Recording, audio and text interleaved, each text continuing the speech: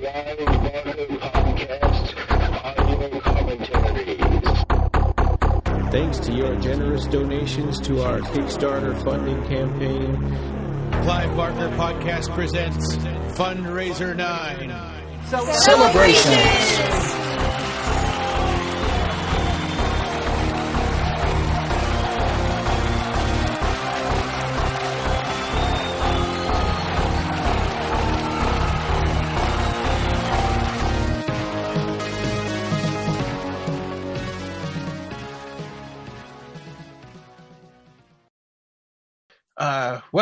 Welcome. This is episode 335 of the Clive Barker Podcast, and we're doing a commentary episode for Dark Ditties Presents, the fifth episode, Dark Ditties Presents Dad. And Jose is here, and hello. I'm Ryan, and we're joined by Dark Ditties superfan Lori Biche, and we have some special guests. Gary Smart, who is a founder of Deadmouse and Cult Screenings UK, right? And writer and producer for this episode, Dad.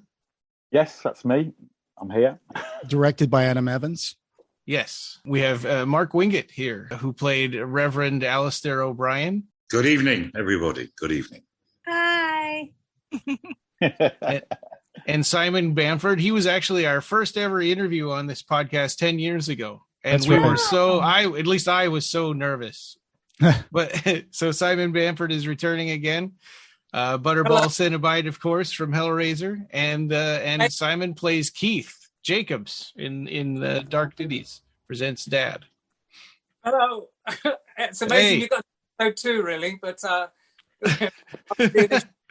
it's always a pleasure to have you guys here. And then we have the very special Barbie Wilde. Hi, Barbie. How you doing? I'm fine. Or should I call you Jackie Gonzales? Well, I'm utterly feel very honored to be in another episode of Dark Ditties Presents. I think what you guys, Gary and co, have done is absolutely brilliant. And I think Mark and Simon have been, and all the other actors involved are wonderful. And I'm feeling very privileged to be part of this delicious little series that is, kicks butt in a serious way, as far as I'm concerned, horror-wise. And of course, our listeners will know Barbie as the female Cenobite from Hellraiser 2, Hellbound. But just in case, I have to say it anyway. Yes, I will tear your souls apart if you don't remember that. That's right.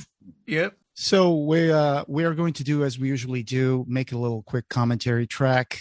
We will have the episode rewound to the beginning where you see the Cult Screenings logo. And who wants to do the honors of starting the countdown? And really quick, we do have a link to the Amazon Prime. This is the US Amazon Prime. You can follow that and click on it and get it there. And pause it at the Cult Screenings logo. Mark Wingett, do you want to do our countdown? I don't think you've done that for us before. Oh, I haven't. I'm on 3 seconds at the moment. Does that matter? I'm on 3 seconds. It's telling me. Oh yeah, no, that's. I think I'm on 2 seconds, so that's pretty close. So that I'm on 1 second. I'm on 1 hour and 30 minutes and 30 seconds. No. It's the beginning. All right, just a quick 3, 2, 1 countdown. Okay, and go ahead. Let's just go for it. My pleasure. 3, 2, 1, action. Play. There we go. Here we are, the Cult Screenings UK. I'm seeing rated 18 plus on my. I know, left 18. Who rated that? I don't know. I guess Amazon, right? Yeah. Because that's not an MPA rating. No, it's a UK rating, so they must have. Oh, I see. We got the opening music, and a little for Hennessy. Yeah, lots of a couple of little nods to previous episodes in the TV shows, right? For Bishop from The Offer, the car salesman. Yeah. Whoa. From the witching hour. Point out, I've lost about 7 pounds from my face since we filmed this. So we've got Gemma Gordon back here as well. So Gemma was in episodes 1, 2, 4, so she's back for a cameo in this episode. Yes, lovely Ian, lovely Timmy. Sorry, Tim Dry. Yeah, Tim. Right, yeah. The harbinger of the apocalypse. It's all his fault. So Ian Beattie is known, obviously, for Game of Thrones. So we had Ian come over from Ireland to do this scene. We shot it, I think, in Northampton, a little studio. We got obviously Barbie and Tim down. Oh. So how much time has gone by between the witching hour and this one? I mean, as far not like real time, but I mean as far as like in the story. Simon, I can't remember. Question, Gary. I think it's supposed to be. I think it's supposed to be about a year. I think it's supposed to be. Okay. Because obviously, Crane at the end of the witching hour, Crane obviously rises. So it takes some time, obviously, then for the apocalypse to start kicking in. And Crane, his cult is kind of spread all over the world, which we're being introduced to here by Tim Dry's character. We probably learn more about Crane's cult in episode 6, but he does infiltrate the government and obviously politics and whatnot. So that's how obviously I think Barbie mentions about him, the Prime Minister's wife. Well, now she's mentioning it. Can you tell us in episode 6, does it happen before this or after? Yeah, episode 6 is set in 1981, I think it is, or 79. And that one is Stained? Is that right? Stained, yeah. But it's also set at about 5 years after this episode as well. Oh, okay. So it's Benoit. I just want to let you guys know. Oh, I'm sorry. I'm buffering. Sorry, Gary. Go ahead. Oh, go on. It's fine. So, yeah, so it's basically Benoit kind of reflecting, obviously looking back, obviously, how he became Benoit. Yeah. And basically connecting the events of the offer to kind of an offer, as the title says, to Crane as a way of keeping some sort of covenant with the Crane cult?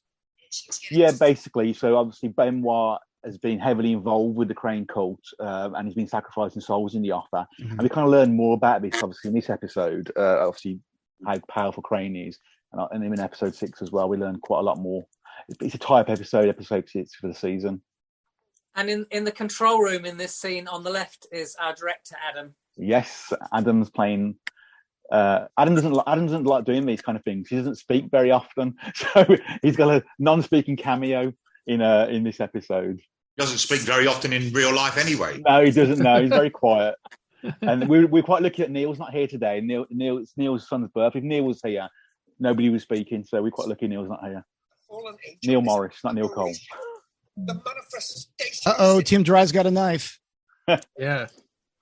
I like that the first instinct of the director in the booth is to push the situation further and to try to prod situation into more drama. Well, of course, she is her father's daughter. Right.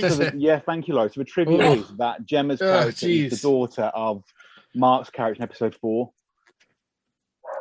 Oh, so okay, yeah. The producer of The Witch Now, that's his daughter. It's a little kind of like, So I've just seen my knee leaping up and moving out of the way. I'm out of sync, unfortunately. Yeah, Barbie, we're actually at 4 minutes and a half right now. If you want to synchronize that video, okay, 4:30. Yeah. So that was an amazing special effects scene of the man, Tim Dry cutting his own throat. Was that Stuart Conran? Yeah, big neck wound there. Yeah, and then he'll have had a pipe down his trousers and a pump just off camera somewhere. Yeah. Yeah, we had to do it was amazing to see this stunt. Yeah. It was really. So at that exact moment, then all the dead all over the world have kind of risen up. Yeah, they start rising. Yeah, this is funny. But when the door bangs into her now, she actually went flying across the room on accident. Really? Yeah. Then, whoa. So, poor Gemma. I love the glass walls and the hands coming up from the people trying to get in. It's just a big nod to George Romero's movies. Yeah. Definitely, yeah. Tim mentioned that when he attacked Ian, he said, "I couldn't believe how Ian just went for it, and he went right down on the ground." He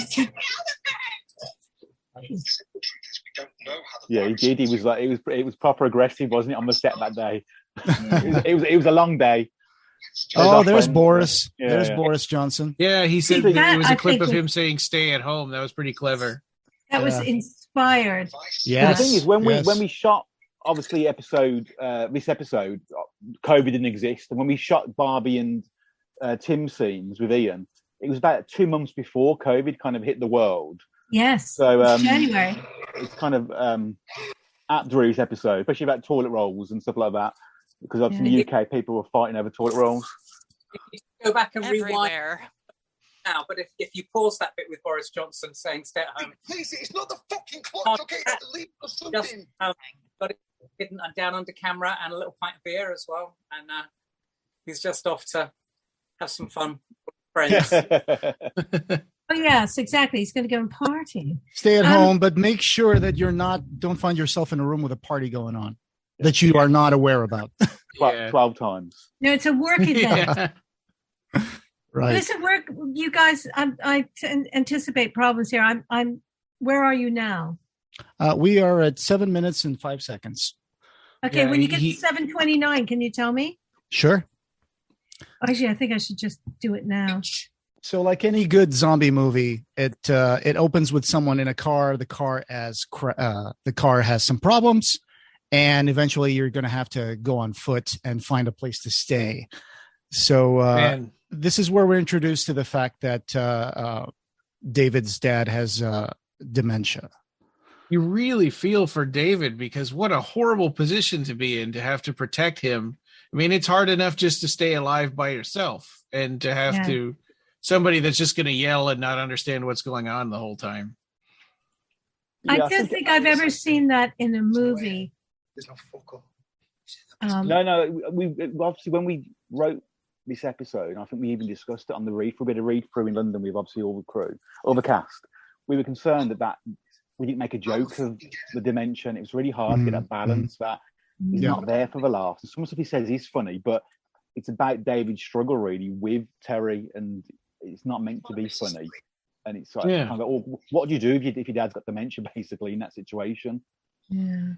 I think Ian did a wonderful job of balancing that kind of character level of pathos as well, and the reality of his character. I think he does a lovely job as the dad. Definitely.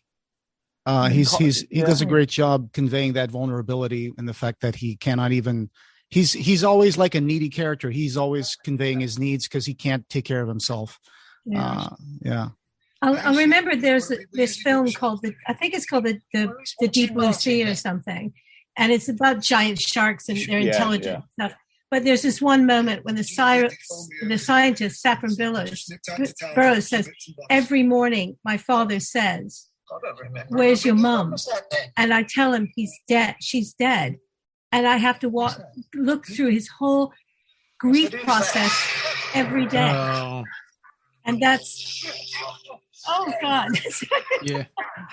Oh, I'm sorry, Barbie. We're actually now at 9 minutes and 20 seconds. Where it's the first zombie attack. So the best zombie as well. It's the best. Yeah. I'm there. The lead zombie. Yeah, the lead zombie. Yeah. Is that you, Gary? Yeah. Oh, wow. And cans on asthma. It'll be soon. But this is we'd already used Corin in episode 3 and 4. So 4 we had a little tiny role. In 3 with actually Mark Wingett in the garage scene. So when Frank and Darren go into the garage, we had a little cameo. So we brought him back for episode 4, getting a small role. So this was his first kind of big role with us, Corin. He did an amazing job. He really did. Conveying that kind of like tragic character. I know he did lots of scenes with Mark and with Simon during this episode. Okay, I'm seeing Neil now. Yeah. Is that correct? Good. The asthma zombie. And we have. Why did you call it Sniffer? That's just so gross. Well, he's supposed to be sniffing for David, but for some reason Neil's having like an epileptic fit. So Neil's overacting anyway. Wow, it's difficult to overact as a zombie. No, you're not Neil Morris. So no, he's That's a great performance there. Like the walk, the grimace, just the. It's like that in real life. Yeah. There's no acting at all. That absence, dead eye stare. Yeah. Ignore my dogs. Car mechanic overalls as well. You could have helped David. And here we are. He's walked off and has been found by these people. Yes. Yeah. Sorry, my dogs are barking like mad. Sorry. And here we have a return of a lot of the cast from Finders Keepers, right? Yeah. I remember when we were filming this, the instruction was to ad lib. Never anybody said the ad lib. I screws up. So this is Neil and I trying. Neil, as usual, was wonderful, and I was just trying to keep up with what he was saying. I love those glasses you have on, Simon. Yeah. In the movie. Yeah. Couldn't see a thing out of them. But... Oh, okay. Yeah, I think this one's my favourite Bruce part in all the episodes. I think because in episode 1 he's quite loud and brash, which Bruce is in real life. Episode 2 obviously is the paedophile ghost. Episode 3 he's a bit of a kind of wide boy, kind of like kind of shady character. 4 obviously is the clairvoyant, but in this one I think he's very kind of like, for Bruce, unusual. He's very kind of like low as a character. I think it kind of works really well for him here.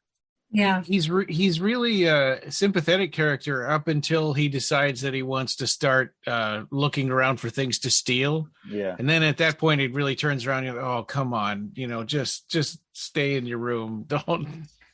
I think the general theme about Dark Ditties is nobody is nice, really. I think apart from probably Terry, out of all of our characters in all the episodes, everybody's got a past. Everybody's got an agenda. Yeah. But obviously Terry hasn't. He's probably the only kind of pure character. It's who knows what we would become in a zombie apocalypse, Yeah. I mean, somebody who would never consider stealing. It's obviously not all there. I'm just trying to turn the volume down here. Is that this is what I loved about this, is that how would you change if suddenly everything was taken away? Yeah. It's kind of the Mad Max, which I still say is a brilliant series of films. What would you do if you're the only thing you owned of value would be petrol, gasoline, or whatever, the precious juice. And this is why it's fascinating to see how ordinary people would become, robbers and thieves. And I mean, it's happening now. I mean, people are going through stores and just robbing them. Now trains are being robbed of packages because people don't have the money to buy the things they want. So we never know what we may become in a zombie apocalypse. That's what I'm saying. Simon's become Sean Connery from Last Crusade by the looks of it. I don't mean that's deliberate. I'd buy that for $1. Does kind of look like him. Yeah. So that what Barbie was saying, that's the thing, right? I mean, when society breaks down and the morality, the social contract kind of disappears, you're left with tough decisions. And not only in a zombie apocalypse in the particular case of this movie, not only do you have to fight the enemy outside, but you have to fight the enemy within, and not just inside the house, inside yourself, right? Inside your soul. For Corin Silva's character here, he has to come to terms with that. Well, that's why we brought the religious element in as well with O'Brien, because how religion would obviously factor in a situation like this. Neil and I and Adam, I don't work in Catholic education anymore, thank God, but I did for a long time, and it's a sore point for me. But this episode helped a little bit about how religion can probably be abused somewhat. And obviously, O'Brien's a perfect example of that. He thinks he's doing the right thing. I genuinely think when we come to his character, he thinks he's doing the right thing apart from eating people and killing people. But he's protecting his daughter, and he's trying to, wane off his evil. That's got to be the quote of the century. He thinks he's doing the right thing, except for eating people. Just a little thing. Yeah. You're hungry. That's a brilliant turnaround, having been raised by a lapsed Catholic, which is that makes you even worse than if you're Catholic is that the whole thing of, my father, who was a scientist and he went to church slightly under protest, would say he had troubles with the Eucharist because, what are they saying? Take my body and, this is my blood, drink it, and so it's kind of, I don't know if you guys meant it to be a sort of little take on that. Yeah, there's definitely, there's a little take on there. I think just the whole element of the rant that he has around the table. Again, we'll come to that. I've heard people have those rants, in meetings about religion, stuff, and think they're doing the right thing. But again, every character in Beast thinks they're doing the right thing. We hear about Bruce, what he got up to in a minute. Everybody thinks they're doing the right thing, and they're trying to survive. Gary, can I ask about that fire? Remember that fire being that good? Has it had some little bit of extra things added to it, some extra flame? Is that when? No, it hasn't. I mean, do you remember when Neil poured petrol over it by mistake? Oh, yeah. Because basically we had to put the fire out, and there was a bucket in the woods, and Neil picked it up. No. The thing asked what was in there, and it was petrol. And he poured it right over the fire. Yeah, but health and safety. Bobber's Hill almost went up in flames. He did. Yeah, no extras been put on it. I mean, we kind of. You remember Simon? It was a bit of a pain in the ass to get that fire lit. Yeah. But I love the aerial shot now of Reevesby. Yeah. Reevesby For the first time we've got some aerial shots. The first time ever in all the episodes. Ben, our cinematographer, brought his drone with him this time, and he was playing around with that. Yeah, that was really nice for helping us to see the scale of that place. Yeah, it's huge. That house is amazing place. Any cold spots while you were filming this? Yeah. Shouldn't it be any warm spots? Yes, exactly. Right. The whole place is a cold spot, right? It's worse than Alaska in that basement. Yeah. It's colder inside than it is outside in that house. Okay. In the basement it's freezing, and you go outside and it's really warm. So it's kind of like it's a weird place, but it's amazing. And the people, we've already talked about the people before, Linda and Malcolm and James, they're amazing. They really are. Letting us run around their big stately home and doing what we want in there. And Mark, Jamila, who was also in The Witching Hour, she is also in this one, playing your daughter, right? Yeah, isn't that funny? Yes, she'd only sort of left drama school about a year before she did both of these, so she's it's amongst her first performances, which is brilliant. Really? Which is great. Which is great for the lads to give her a part. I was filming Finders Keepers, and we were driving home. It was 2 a.m. We were driving home across, coming out of Boston, and Neil said, "You don't know any mixed-race actresses, do you, that to play, early 20s that could play a part in this thing?" I went, "I've got just a girl for you."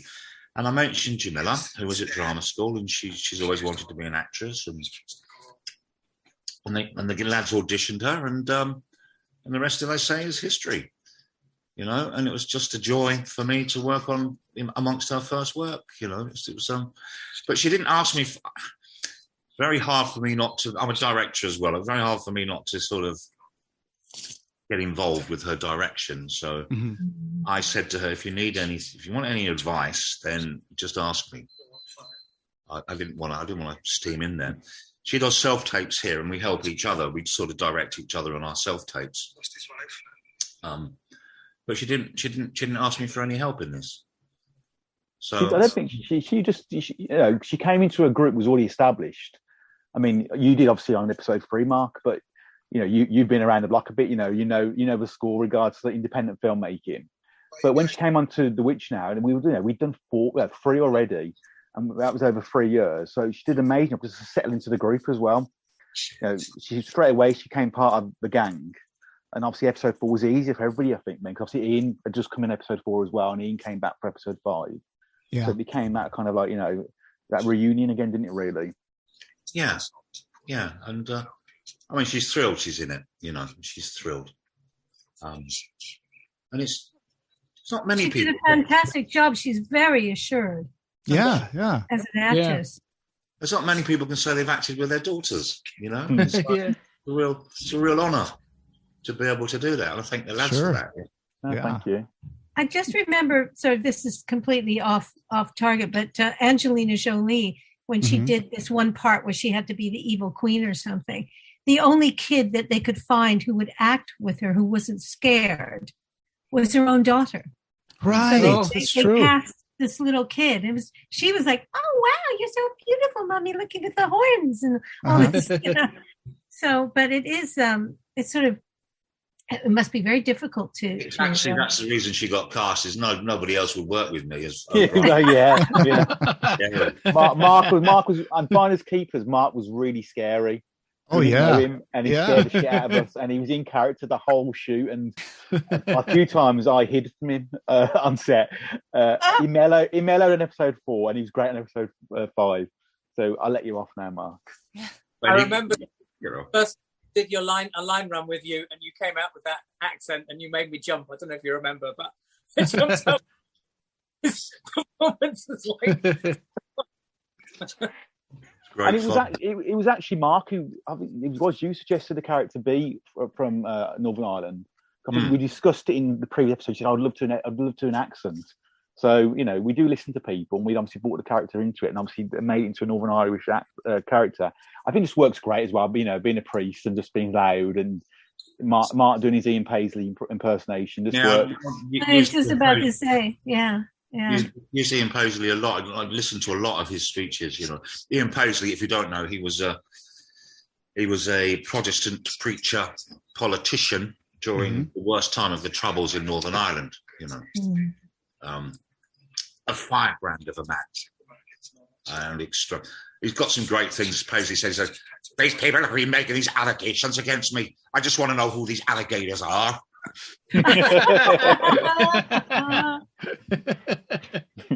Oh God. But joking aside, he really is fire and brimstone. If you get a chance to listen to any of his speeches, and it's all there. It's all like that. His booming nature, huh? Yeah. I think one of the most, this is again off topic a little bit, but you mentioned him, is that Pamela Stevenson from Not the 9 O'Clock News did the most chilling impression of him. A woman playing, Really? Yeah, it was horrifying. But he was a very scary person, because I didn't know what all that was really about when I started watching him. He was terrifying. He's terrifying. He has his. And so were you. And Dad, you were terrifying. Thank you. I take that as a compliment. This scene between Jerry and David, it's such great dialogue. I really enjoy this moment. Just the two of them sharing, and it spares us from having to see these horrible things that all these characters went through. Right. I don't know. I think if we had the budget, I think one thing that me, Neil, and Adam have said about this episode, we would love to do some like flashbacks, kind of like that would be rough. I don't know. We'd have liked to have done it. It's just it's like budgets and independent filming. But again, I think the acting just carries it. So when people tell these stories. You can leave to the imagination, and later on it happens with Mark and Jamila, and they're talking about what happened to the mom, and then later it happens obviously with Simon about his daughter. Yeah. So there's a few quite nice monologues in this episode. Yeah, I love the way you have sometimes sound effects which kind of give an audio flashback or a kind of hint of happening before. That works very well. Yeah, it's a cheap way of doing it. Yeah, like just this moment where he says you're a bloody liar, and you hear like the sound of the zombie, like that sting coming up. There he is. There's Neil. Nipping away. There he is. I'm sorry. Where are we at now? The zombies just came into their campfire. So 25 minutes. Oh my God, I'm so ahead. Oh dear. Okay. And they're just gonna. Asthma zombie. Yeah. There are some screeching hawks in here. A little bit of that, isn't there? Yeah, we wanted kind of our zombies to have, because of the risen, distinct kind of sounds from. So we looked at kind of like these kind of velociraptor sounds and whatnot. So they got something, something's inside them which shouldn't be there, because obviously they are meant to be possessed. By the risen word. So there's a demonic force inside each of these people. Yeah. So it's not so much a virus, not like a rage zombie virus. No, it's a curse, absolutely supernatural. Yeah. So when David just gets a scratch on him, right, and that's enough for him to become one of them? I think what we said is it's a curse originally. So it is like you watched the film Wreck about the tower, the Spanish movie. So that's about demonic possession, which spreads obviously through a bite. Then, right. So it's the same kind of thing here. So it's the risen word curse, and then it spreads through bites and whatnot. Yeah. Neil got really hurt on this scene as well. Really? Yeah. Did he get his head smashed on the door? Yeah, he did. Yeah. Damn. Did. Suffer for your art. Poor Neil.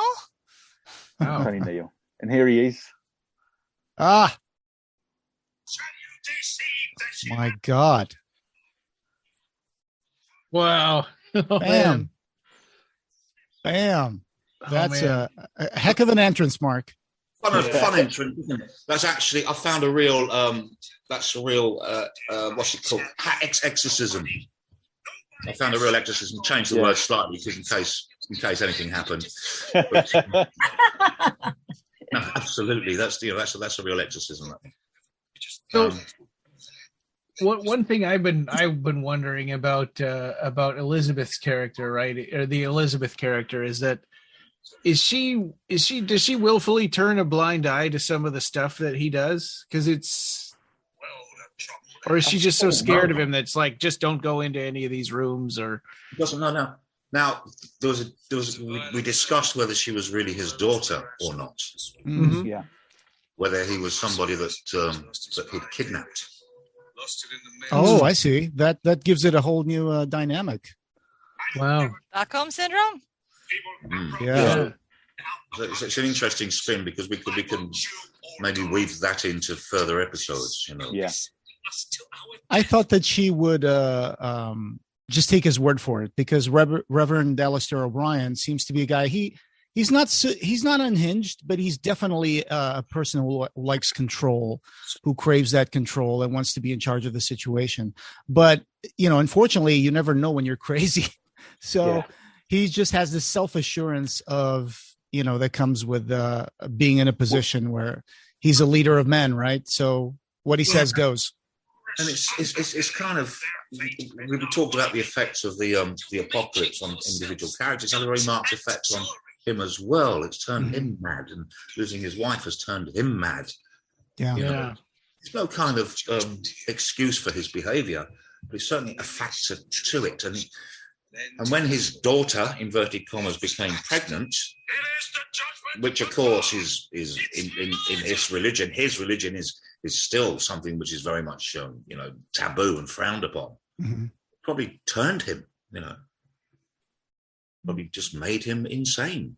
Yeah, and he's applied that vision of his religious beliefs into what's going on, and centered it in himself as a man of God, that he knows what's happening, and explains it by saying that these are the sinners who are being taken. So God is judging them in the apocalypse. Now, I had a question for Gary. Just for a split second there in the previous scene, as Brunner was talking, there is a shot, and off to the right-hand side of the screen, you see the clown mask. Are we ever going to find out what the deal is with those masks that first showed up in the offer, and now they're here? And there was a little snippet at the beginning of Witching Hour in the opening credits. Not in this incarnation of the Dark Ditties. In future incarnations, they are explained about what kind of things that Benoit gets up to with his guests. That's all I can say. Oh. You're mean to me. Yeah, it's part of the cult, basically. I mean, in episode 1, you see the people on the stairs, don't you? Obviously raising their glasses. They're all part of this cult, and it's a bit like The Shining. Remember that scene in The Shining where they walk past the room and the guy's getting a blowjob by the dressed as a bear. It's kind of the same. I hope that's The Shining. That's the same kind of thing we were going for. It's just weird and creepy, basically. There's a scene in a second, I think, when Elizabeth comes to the door and she says to the gents in the room, I think it's maybe a bit later on, when you go, will you? And she gets interrupted by obviously her dad. That again is that kind of sense that she wants to leave, really. So when they go, will she take them with, so there's not as much as she loves or thinks she loves, obviously, Alastair, she's desperate to get out of that house as well. Yeah. And, what she's been through with him is quite traumatic. Yeah. These are lovely scenes. I love these quiet scenes. Yeah. This scene is set in the same room that The Offer was shot in. Yeah. Oh, yeah. Right. That's the corner where Nicholas Vince got chainsawed to death. We like that corner. Man. Right. Into the tater sack. Yes. By the beast. By the beast, yeah. Yeah. I love this scene. I'm not sure if you've got the same scene now as me, where it's Alastair and Elizabeth. You get a bit of backstory now about the mother and what happened, and obviously being pregnant as well. I love this scene with Jamila. I really. Mm-hmm. And this wasn't in the original script, was it, Mark? I think we wrote this after talking to you and Jamila. I'm sure we did. I don't think it was in the original version. I think you two approached and said you wanted a bit more backstory and justification for their relationship. So I think that we went away and did it and brought it, and then an extra bit. Yeah. Thank you. She's a god. She should be here. Yeah. You can definitely feel when he grabs that chair that the shoulders slump and he's like bowled over by the memory of what happened. That's a defining moment for him, like you were saying, Mark. That's when he snapped. I think what makes this film so unusual in horror, if you don't mind me saying, is that you really care and there's so much emotion happening. I watch so many films, even, I like action films in many ways more than, it's so rare to actually really care for the characters. And you care for all these people. I mean, you play a bastard, but the even everybody has a backstory that makes you think this is why they're acting that way. Yeah. And they're not just like mindless horror figures or any of that. It's that these are people you care about. We've also care what happens. We've also about the Ditties. They're the horrific stories, but it's about the people in those stories and the characters. So we always want to do a zombie film. It is a zombie film, but the zombie's completely secondary or third or fourth. It's about the people and their relationships. It's not about doors being ripped down, zombies attacking, and brains being eaten. We've seen that a million times before. And it gets boring. It's about actually their relationship and actually the evil within. And these people aren't nice people. And that's what makes it so unusual, is that there isn't that much, the zombies. It's about the people. And, I've always said, because I write sort of crime and stuff like that, it's like the real monsters on this planet aren't zombies and so it's human beings. Yeah. We've seen it, unfortunately, get much worse recently, it seems to be. Although, actually, let's not forget the Spanish Inquisition, which some awful things happened in that. Sure. But, humans can be real vile to each other. But like I said, you care for all these people, and that's the strength of this, in my opinion. And that moment where Mark, your character, is talking, connecting to his daughter, and then all of a sudden he just goes in and says, I saw how you looked at that fella. It's like, oh my God, are you serious? You're pushing her away just as she's getting close to you. It's like an accusation. Yeah. Yeah. He doesn't miss a thing. Yeah. He's got it all figured out in his head, but it's his own way of seeing it. Well, is he? I don't know. I dare say, is he having an affair? Is he? I don't know. Is he sleeping with his daughter? There's jealousy there, isn't there? I think it's supposed to be. There's jealousy. Yeah. So I don't know. Or if it isn't his daughter, who knows? Yeah. Alistair's dark. He's dark. He's very dark. He's a very possessive man. He he uses people and disposes of them as he sees fit. Well, and having seen this already now, once here we're thinking, what are they eating? I made a mistake. I made a mistake on this scene because we were going to get some close-ups of the soup, of the stew, and show them eating it, and we never did that because of time. So I, like an idiot, I went and bought a load of soup, which was beef stew, and Ian Gowder is vegetarian, so it was a little bit of a oh shit moment. So we had, thankfully, Linda, who owns the house, had to run and go and get some obviously vegetable soup, but you just don't think, when you're just rushing around, you don't think to ask those kind of questions. But again, Ian was a trooper on this. And I love a scene in a second. I just want to mention it before it happens. When the scene ends and Simon continues eating, completely ad-libbed by Simon completely, and he had to eat that cold soup about 15 times. Oh. Oh wow, he's really taking charge of this. It's like, this is my home, this is my house, my rules, right, Mark? Oh yeah, they're in my space. They're not supposed to be here. I said, don't let anybody in. Anything could happen. It could be infected.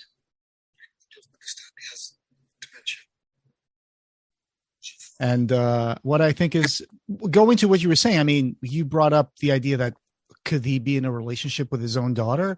I mean, he does say that men like me will have to rebuild the world. He's going to have to rebuild it out of something, right? So I didn't realize that at the time, but that brings up a very disturbing note. Well, yeah.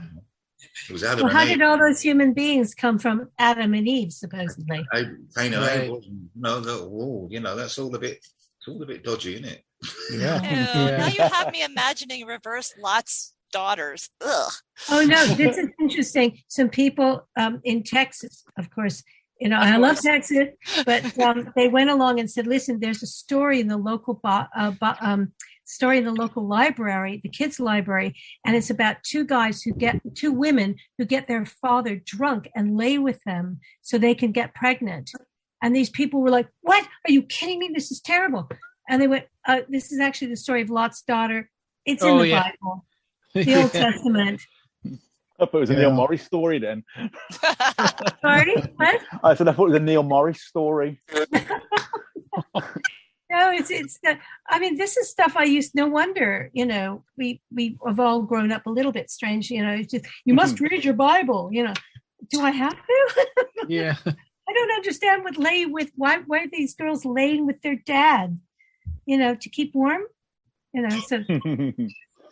But anyway, so. This is the moment where he establishes how he sees this whole situation unfolding, right, Mark? That it's God's way of cleansing the earth. Cleansing the earth, and only righteous people will be left. And he's not the first priest to say that. No, he's not. And won't be the last, I fear. About all sorts of illnesses that we've seen throughout history. Yeah. Yeah.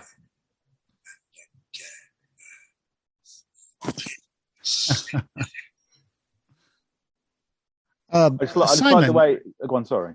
I was going to say, I like the way he's like a Jekyll and Hyde. 1 minute he's so calm and he's just talking about really, and then he just turns very quick and goes back again. He's just such a complex character. It's like he's always churning inside, right? That he can't be at peace. He always has to be clashing with the world and his vision of it. And any little thing anybody says could set him off, or he could just set himself off. And to be fair, going back to what we said at the very beginning of this, with all these people being in lockdown for 2 years now, there's a lot of things. Well, maybe not the people eating, but there's a lot of personality shifts that have gone on simply because people's mental health changes because of not being able to interact. And that's why it's so important that, people reach out to their friends and everything and keep that contact going, because, it's so easy to just kind of like make your own little box of a room in your mind. And then when you actually do go out and see other people, it's a transition and it feels completely brand new. Yeah. It's quite extraordinary how prescient this film was, because considering it was all made before the shit hit the fan. Right. But I don't know about you guys, but I've had to isolate myself for a couple of years. Then there was this brief moment. Hey, let's go to a restaurant. No, you can't. And then but this is the effect of isolation on this person, and he is, how he's dealt with it, and how he thought, okay, this is a punishment. We'll be okay. You see, this is quite brilliant. We'll be okay because we are the righteous ones. Exactly. Yeah. And this scene here is interesting too, because I think the father was right to not let these two guys in. I mean, we find out later that they're just gonna try to rob him anyway. No kidding. Yeah. But since he's outnumbered, he doesn't really, go off the deep end. He kind of says, "Well, tomorrow you all have to go," and he just walks away.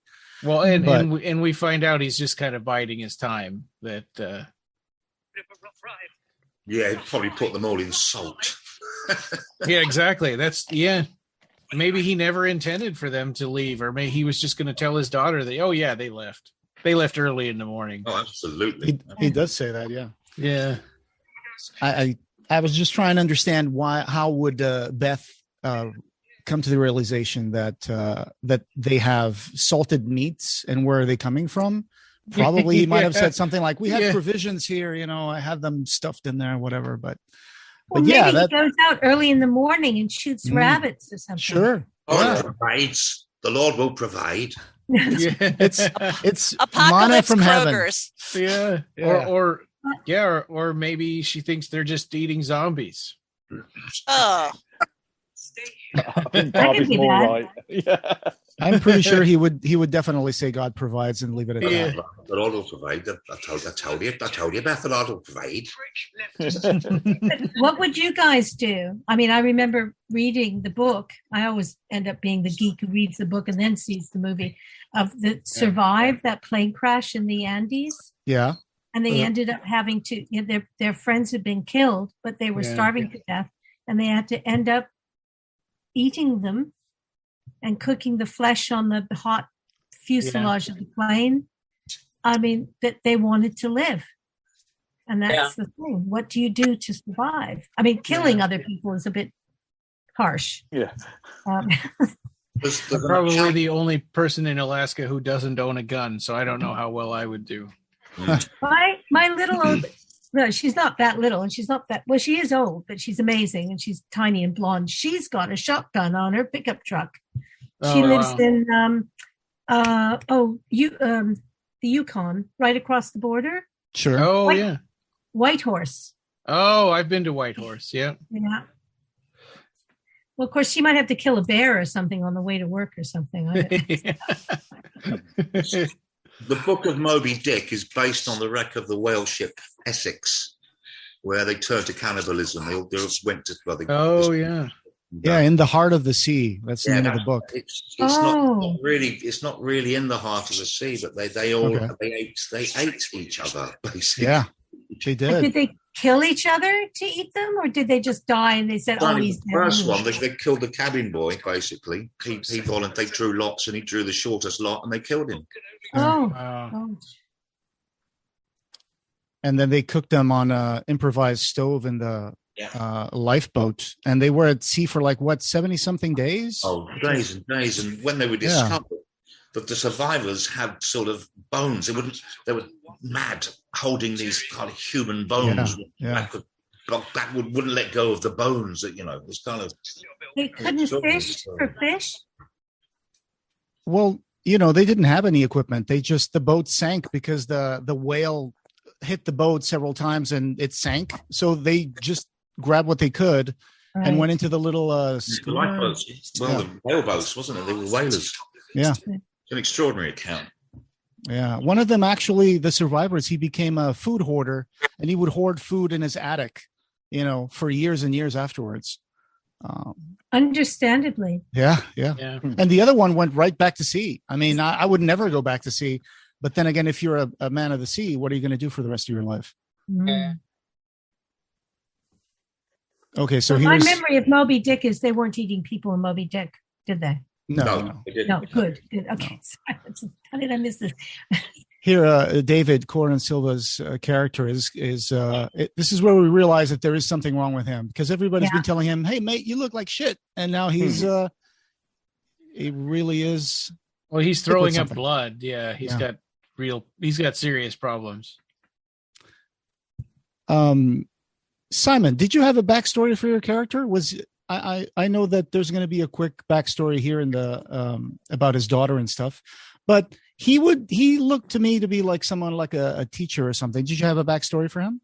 I decided he was a professional person. I wasn't quite sure if he was a doctor or maybe a solicitor.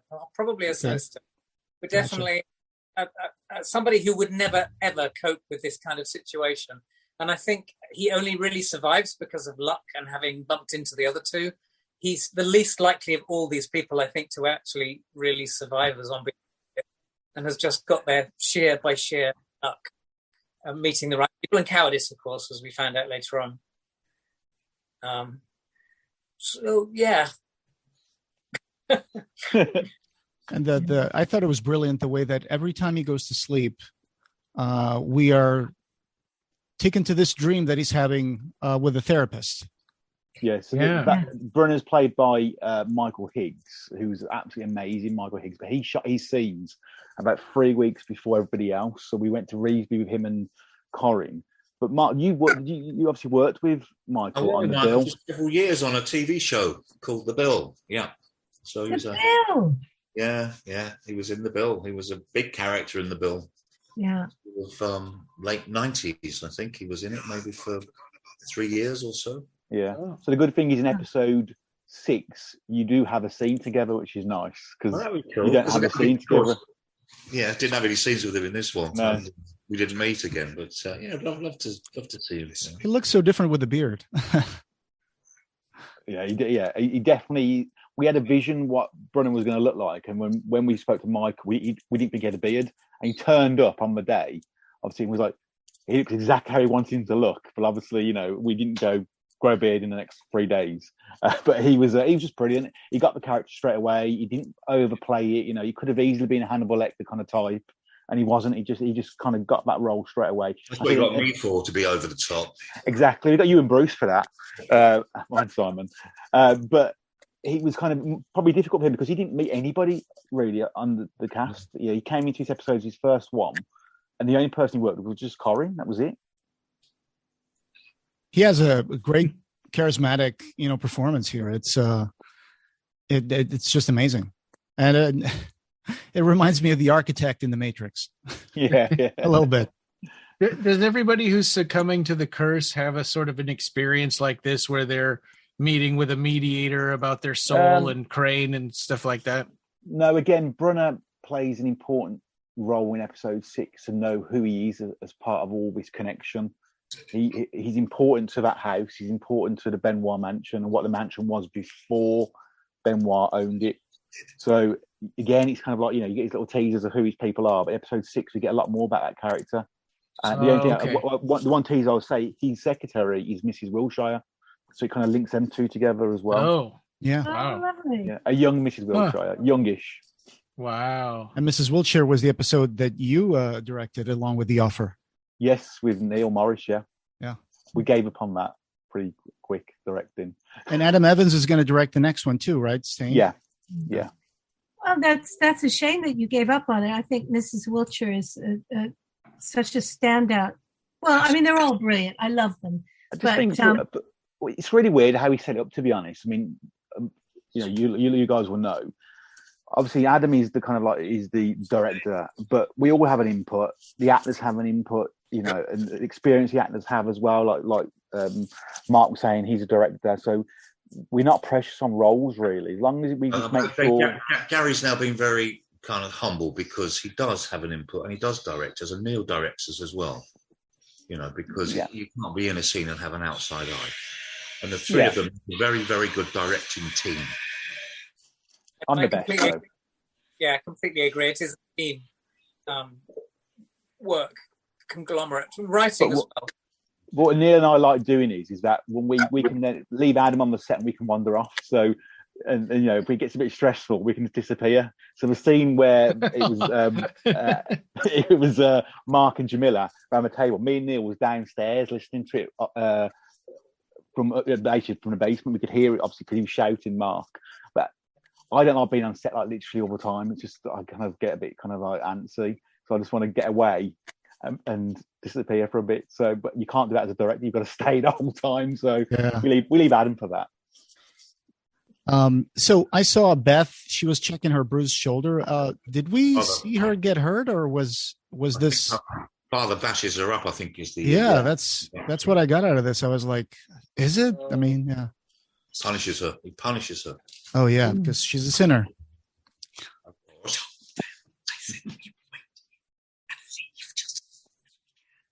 And here's your character's backstory coming up. For sure. Yeah. So, Simon, could Keith have saved his daughter if he was brave, or did he really just not have a choice and he was just stuck having to watch it? I don't think any of them could really have saved any of their friends or family. So no, but I think he's just racked with guilt, and it's something that's going to replay in his head until the day he dies, which happens to be today. Did you fall asleep though? You're supposed to be on watch, weren't you? I think, Simon, you fell asleep. Yes, that's right. I was supposed to be on watch, and I fell asleep. So in that respect, he was a little responsible. Yeah. It's like that scene at the beginning of 28 Weeks Later where he has the main actor has to look at his wife getting killed by zombies and he runs away out of the house and keeps running. That's the thing about zombies. They keep coming, you know, it might be 12 of you today. Tomorrow might be 8, then 4. And ultimately they're going to keep coming. I think also because his daughter has saved him. And again, it goes back to what I was saying, that he could never survive. It was his daughter who kept him alive up until that knew that he couldn't have survived on his own. So to let her go. Ian Gelder also, I mean, he just does it so well. Just the way that one moment he's angry or confused, and the other moment he's you know, singing or smiling. It's just, he turns it on and off like it's amazing. Yeah, it's accurate. Yeah. I think the great thing for us working with like an ensemble cast is that because we are bringing people back in each episode as different characters, we get to see obviously just such a range of acting and for us he's not Selwyn from episode 4. You know, there's not even an inch of Selwyn in him. Excuse the innuendo there, but he's something completely different now. Same as like you think about Simon's been in five different characters. Simon's played. Mark's played 3 different characters, and they all are in the same world. And we live in the same world, as supposed to, but they're all so different. There's nothing there. You go, oh, it's just them doing the same thing over and again. It's not. We've been really lucky, I think. Genuinely with the actors bringing our characters to life, really, and they can share the same universe as well. And Bruce Jones has played such different characters too. Yeah. I think we, everybody's played so different. No one's ever had the same kind of character at all. It's never been a samey kind of thing. Unfortunately, Mark saying that he's going to be playing Frank Hardy again in episode 6, but a younger Frank Hardy. I love Frank. I loved Frank. Yeah, when that episode came out, it was like I said it was a great performance by you. I just really enjoyed it. He's so intimidating, and then I see this one with Reverend Alastair, and it's like I'm kind of scared of jumping on a Zoom call with you, Mark. Told you, scary. I know this sounds terrible, but it's called acting. Yes, We're not really monsters that rip your souls apart. I'm only kidding. I know you know that. No, it's true. No, it's just for us. Obviously, when we write these characters, and we've sat there for months, and previously, discussing them, and we play the characters ourselves. We have read-throughs around Neil's house, and we each play a character. Thank God we're not on there. Yeah. You can guess that Neil's always playing Frank and people like that. But then to see the interpretation, obviously, of our characters, it's so different that we even thought as well. And I think that's nice for us because we don't become precious over them. Then we let you guys just get on with it, and and they become real people. I mean, genuinely do. Gary, the next time you have a read through of Stains with the three of you, record it. After the film's released, it would be a really good after feature. Oh, we always do. Yeah, it's me, Neil, Adam, and Neil's wife, Kat, play the characters. Wow! Yeah. There's lovely scenes between Corin and. Oh yeah. This was made it so real because that the father here could have an actual like lucid moment and remember who his son is, and it's so heartbreaking because then the switch turns off so fast and then he's back to being who he was. Yeah. So I suddenly got horrible sort of, I read somewhere, I think it was my brother that told me if you take antihistamines too much, which I do all the time, you can get dementia. Oh no. I take them. I hope that's not exactly. true. And no, I hope it's not true either. But no, it is truly, when we talk about real life horror, the thought of losing your mind and not remembering your wife has died and not knowing who your son is. I mean, that to me is one of the scariest things of all. And we all know someone, right, who's had this happen to them or to their family. Yeah. I took this film round for my parents to watch a few weeks ago, and they're both in their late 80s. I think they both found it a little too close to the truth because dementia is something they're terrified of getting. Thankfully, at the moment, they're not. Touch wood, they're doing all right. Yeah. But, like you say, it's something that can affect all of us and probably will eventually. But to a degree. I think the idea is you keep mind active and all this. And there's some wonderful things coming down the road, hopefully, that'll save our butts or our brains scientifically. There are lots of breakthroughs happening. But anyway, I'm digressing again. But it is terrifying. That's what makes this film so good. Sorry. That's what I said before. It was so important that we didn't make light of dementia. And the same as episode 2. We didn't make light of abuse. It was easier in episode 2, I think, to not make jokes around that because obviously how traumatic that is. This was really difficult for the three of us to try and not take the piss out of Terry really and laugh at him and just laugh at the situations they find themselves and some stuff he says, but not laughing at him. He's not the joke. Of course. And it was so difficult. But again, having an actor like Ian and an actor like Corin, it just makes it perfect then. Is this in the basement of the Abbey? So this is so basically Abbey. This is where we shot the scene with the beast in episode 4 where the beast is at the gimp on the chain. So it's the same room, the death room as we called it. Okay, here's a strange question, but I have to ask. So would the offer happening in the same world as this, so is this supposed to be the same location that, there's an actually, you don't really hear it, unfortunately, because of the sound mix on this. When you can see it on the subtitles, when it gets to the house, I think he says the Benoit Mansion, or say the Brunner Institute, one or the other. But it's supposed to be the Benoit Mansion. It's supposed to be. Thank you. I was wondering that too. Obviously, Alistair's got there and taking it over for his own. He's barricaded himself in there with his daughter. It's not his house. And the link between Brunner and Davy on this house is that before Benoit owned it, was an institute for children and run by Dr. Brunner back in the 70s and 80s. That's why he recognises it, Corin, but actually it is the Benoit Mansion. It's supposed to be the same house. Oh, wow. Is that where all us crazy kids on the news clippings in the background in Witching Hour went? You went to the Brunner Institute, yeah. Woohoo! So I know where I was incarcerated then. Thank you. Dr. Brunner, the guy who keeps showing up in the flashbacks. Yeah. Lovely scenes. Yeah. I mean, and again, when we wrote the scenes, it was kind of like we had the character of Brunner was actually written for a short that we had done about 9 years ago called Stained. It was nothing to do with Ditties, but it was a character called Brunner who was a vision for this guy called Harry. Episode 6 is going to be Harry. And we always wanted to use Brunner again, so it's a great opportunity to bring Brunner into it.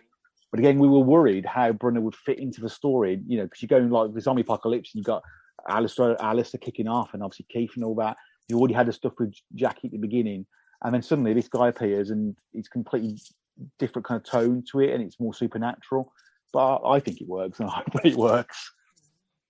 I think it really heightens the whole thing because it's not obvious. You're going with something. You're making the audience think what's going on. You're making them what. You're not explaining.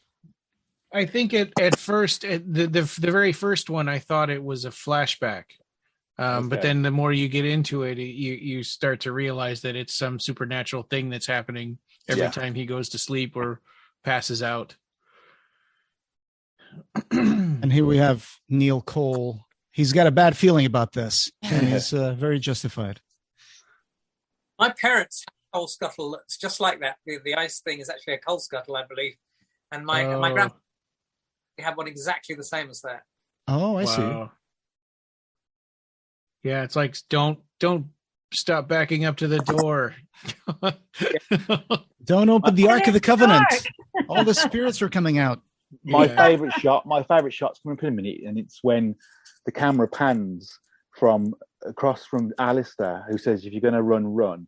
And he gets to the door, and Simon's at the door. And it just, I wasn't there when it was shot. So when I saw that, and obviously in the editing, it's like, I just love that scene.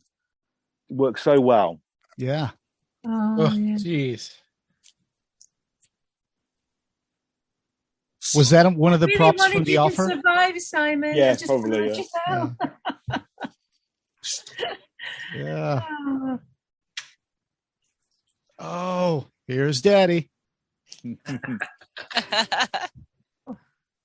And even the title is just so appropriate because of the whole thing with of course Mark Wingett's character being a father, and then Ian Gelder playing a father, and the relationship that's going on.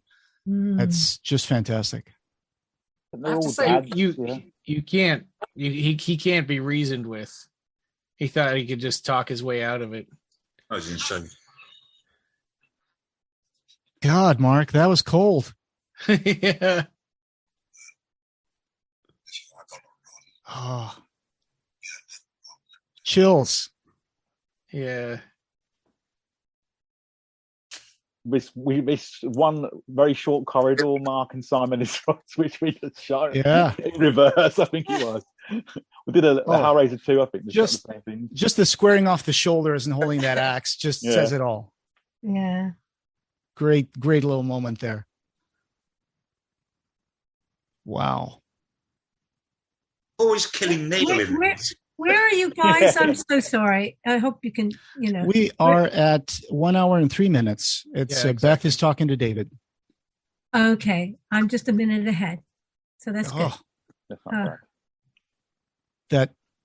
That's just that makeup with the infection like spreading is just Yeah. It's really icky. That was one of the first things that I absolutely loved when they came out with the pictures, the behind the scenes pictures. Just the look of the blood poisoning was just spot on, because I've actually seen it because I worked in healthcare for a while, and I'm just looking at this like, oh my God, he just got it perfect. It's gross, but it's perfect. Yeah.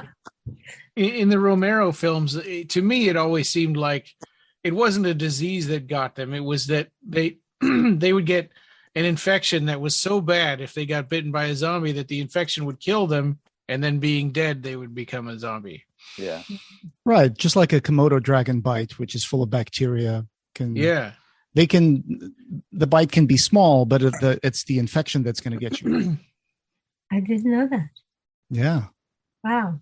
I just thought they were big and scary looking, and they had big teeth. I didn't know they could poison. Oh no, they got this nasty drool in their mouth, and that's just really what gets you. And their MO is they do a big leap, and then they bite your butt and take a big chunk of your butt off, and then you die. Hey, I've seen the Bond film that had the Komodo dragons in it, which was called. Oh yeah. Oh gosh, I know what you're talking about. Javier Bardem plays the baddie. Yeah, in that island, right? In that Chinese island. That amazing. It's actually Japanese. Yeah. Japanese, right? Thing. Skyfall. Thank you. I can never remember the title of that film. I don't know why. I love Simon, that. do you remember the argument about the flashing red light and Mark as well? I didn't, but there was a huge argument about whether we should have a red flashing light, where this red flashing light had come from, whether it would work. Huge. It looks really cool, and it never occurred to me that what is that doing there? Maybe it should have, but I thought it was awesome. I thought it was something related to like a generator or something like that. That's what I thought. It works nice. Yeah, absolutely. It gives a good framing behind Mark. It was a big argument. It was, yeah. It was late. I love that smirk that Alastair does. Was like, I got you right when I wanted. Locks the door. Yeah. Job well done. Got the rabbit. Okay, I'm at 106.31. 105. 105. Yeah, 106. 106. Yeah. 106 now for me. And this is another horrible realization. Yeah. Paul. We were lucky as well to get, before obviously he's seen now, Stanley back. Stanley, as you probably know by now, was a trainee doctor. He's now a fully qualified doctor because of COVID. They fast tracked him. So we only could get him for one day. That's all we could get him on this. So we were so lucky to get him in to play this role of Paul. And he's just brilliant. It's one little scene he's got. He's great, Stan. He's great. Yeah. Yes, he's really good. This is kind of the point in the movie where it starts to feel a little hopeless for all the characters. Yeah. You realize there is no way out. Yeah. Abandon hope all you. Yeah, and I think previously it's like, the Reverend is a little crazy, but there's they outnumber him, so they could probably deal with him. But now you're starting to think, maybe not. And the house is also kind of like a labyrinth, so it kind of separates all the characters. Yeah. See, that's the one thing I always worry about horror movies, is that why don't you all just? Of course, it didn't help anybody in the offer, did it? Let's we're all in one room. Yeah, that's true.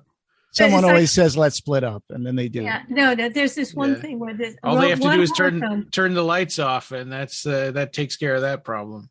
So there was this one horror film I saw where the guy said, "I'm going to go down in the basement. You stay here," and his girlfriend goes, "Oh no, I'm coming with you." Yeah. And I went, I've never seen that before in a horror movie. They definitely make fun of that in Cabin in the Woods. I'm a new Scream film as well.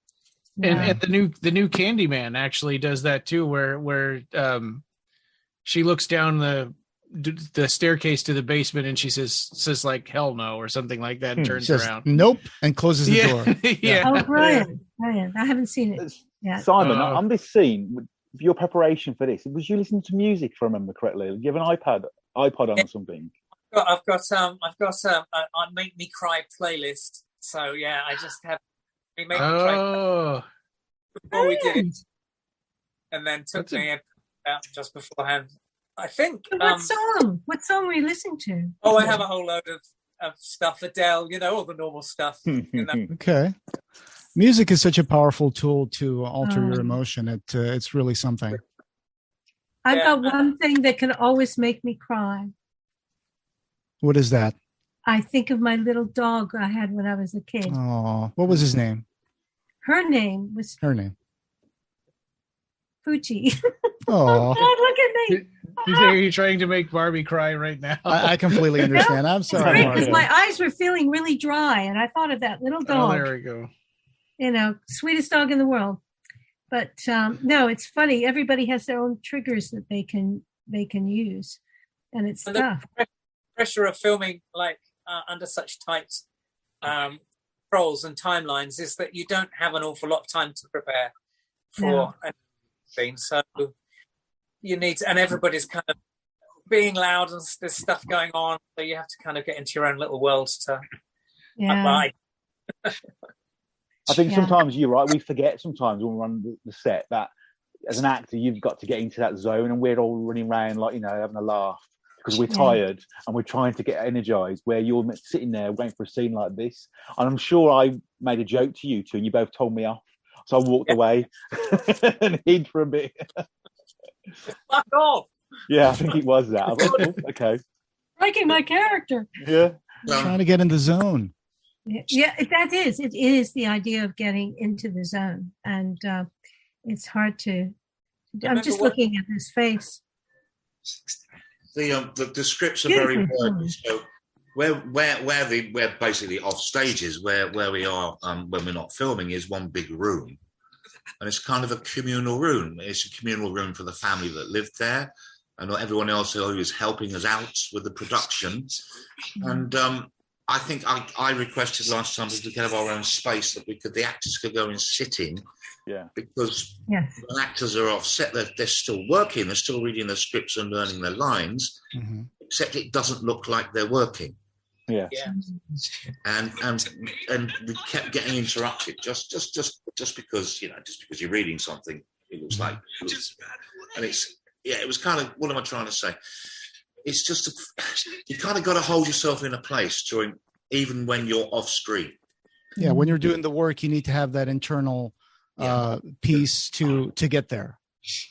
Because we don't rehearse it, we record it, so we do all that work between each other in this room, really. And so when you were trying to get yourself into that mindset for Reverend Alastair, you thought about that priest, that's what you were trying to think about? The voice, absolutely. I just want to say, I think this is a wonderful scene, Simon. It is a great Your scene. face is wow. We did 2 takes.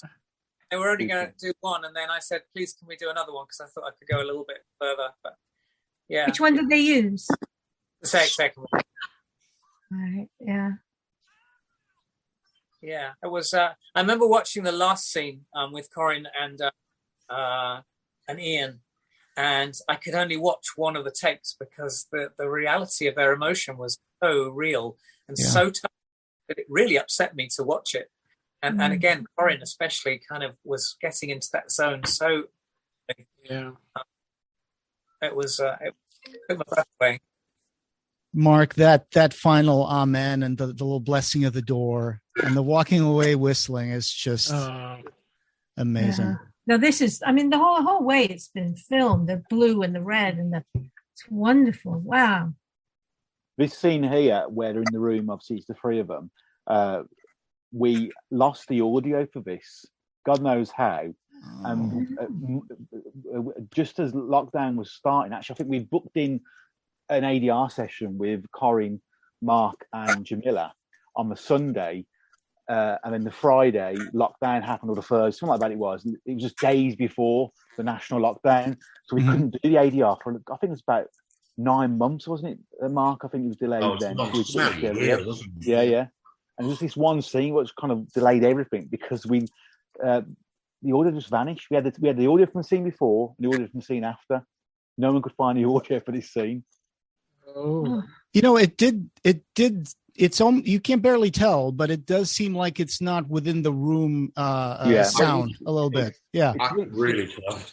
Yeah. So, I started losing the accent here. I forgot. It was a year later, and I've forgotten the accent. Yeah, it was 18, probably longer than that, wasn't it? By the time we shot it, and obviously then did the ADR, 18 months. Yeah. Wow. So when he tells his daughter to go get a first aid kit, is he expecting to bring her in on, because then she's going to come follow him and discover all of this, dead bodies and Paul and all that? Is he expecting her to just find all this stuff out? I think he's getting rid of her, isn't he? Yeah. I think he just wants to go. I think he thinks he's going to be quicker than he actually is. Yeah. Oh, okay. I got. I think it was just a way for her to get out of there so we can go along with David. He would have lied to the daughter then, said that David attacked him, something like he would have said, by the time she came back. Uh-huh.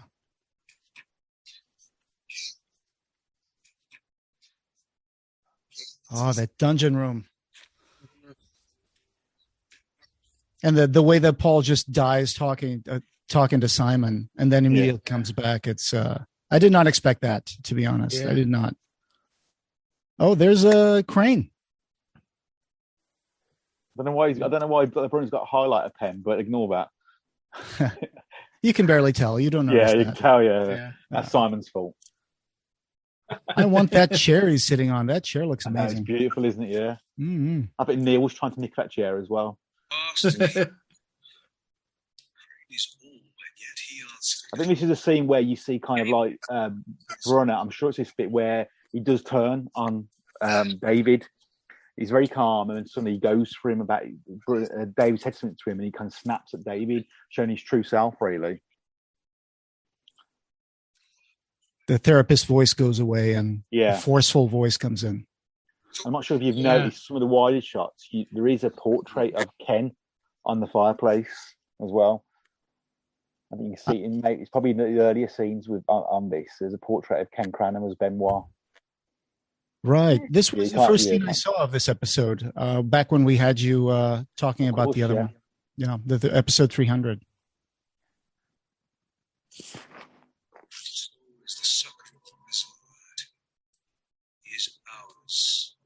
So here's the part where he's battling not only the menace outside the house, but the menace inside his soul and his strange contract that he did when he was growing up.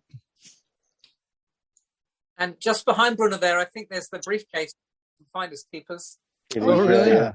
There it is. Yeah, yes, I saw it. Is the sandwich still in there? we made a deliberate choice as well not to show Crane that much in this episode. I think in retrospect, I think we showed him too much in episode 4. Mm-hmm. So I think he works better in this, where he's talked about, and then you see him at the very end, as opposed to he's a more imposing figure, I think. And I think the mistake we probably made in the 4 was having him eat too much. And the little drawing on Dr. Yeah. Just little hints of book. him in this one, yeah. Yeah. Were those supposed to be like children's drawings of Crane? Yeah, so basically it was, I think on episode 3, is it 3 or 4, with the newspaper cuttings, number 4, I think it is, and it's like the man in black's been talking to him, the dark man's been talking to him. So Got it. there's this kind of story about Crane influences the young, and obviously he visits them in their dreams and whatnot. Every time I watch an episode of Dark Ditties, I want to go back and watch the other episodes again. That's a good thing. Yeah. Good, it's not just me. Yeah. I think the owl is in this scene, because we have the owl in all the episodes. Oh, yeah. It's next to Brunner, I'm sure. You got yours there. Yeah, I think it's on the right of him. But again, it's little things like that. We're just trying to like put in a little Easter eggs throughout the episodes. And he's got a little owl on his crest as well. Behind Brunner, you can't really see it in that shot, but there's it's like a QR code on a paper. Oh, no, you're not going to see it now. No, that paperwork was typically in obviously the house that we film in. It's like a jumble sale, isn't it? And there was loads of like data sheets from like the 80s lying around. So we just put them everywhere. It looks like that computer paper that just keeps going. Yeah, it was. Yeah, it's that stuff. Yeah. My witness, Beth.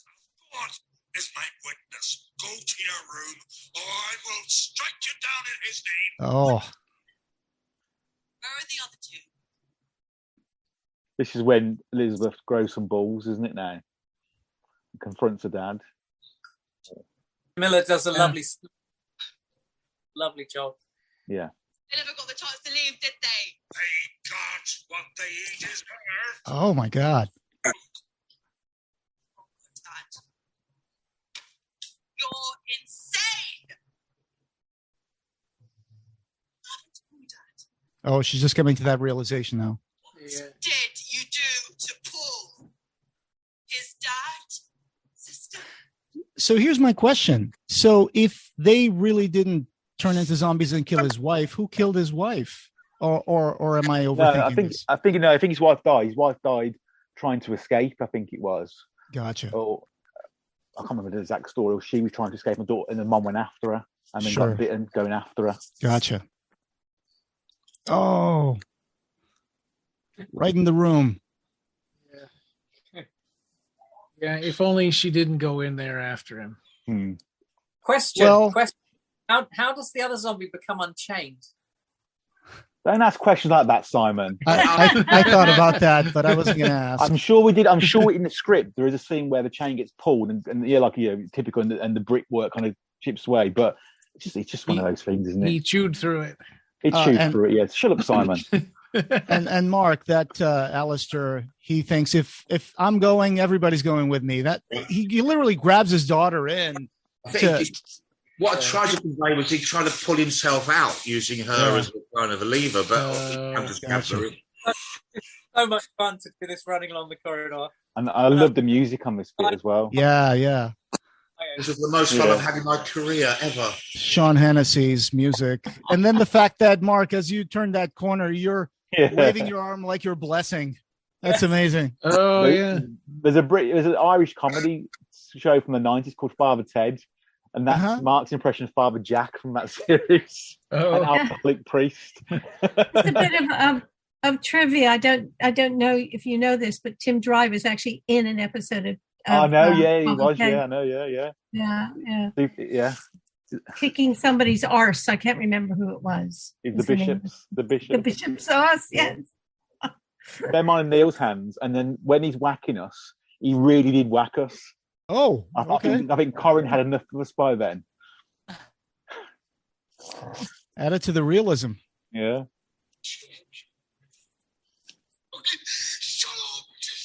Oh, he's totally lost it. Yeah. The last bit of this scene is Neil's homage to the film Gladiator with Richard Harris and Joaquin Phoenix. There's a scene in that which is quite similar to what happens to Terry.